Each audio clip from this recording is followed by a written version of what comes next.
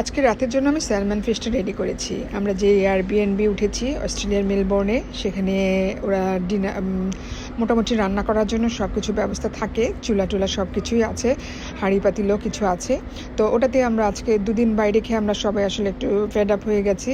তো salmon fish কিনে নিয়ে এসেছিলাম, কিছু কিছু জিনিস কিনেছি, সব কিছু আসলে রেডি, মানে স্পাইস বা যা কিছু দরকার সব কিছু কিন্তু আসলে রেডি থাকে না, শুধু হাঁড়ি পাতিলগুলো বা চুলা এগুলো রেডি থাকে।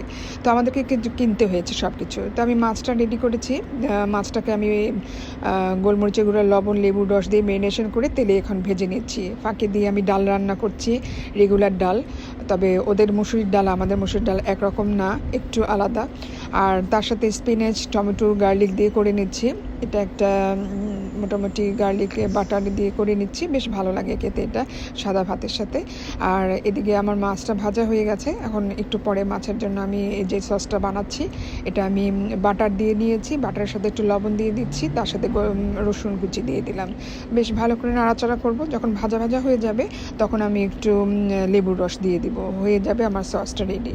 আর যদি ধনেপাতা থাকতো তাহলে আরেকটু ভালো লাগতো, ফ্লেভারটা একটু সুন্দর আসতো। তো আমার কাছে ধনেপাতাটা ছিল না, তো যার জন্য আমার এভাবে এই সসটা রেডি করতে হয়েছে। তো সসটা আমি এখন ভাজা মাছের উপরে দিয়ে দিচ্ছি।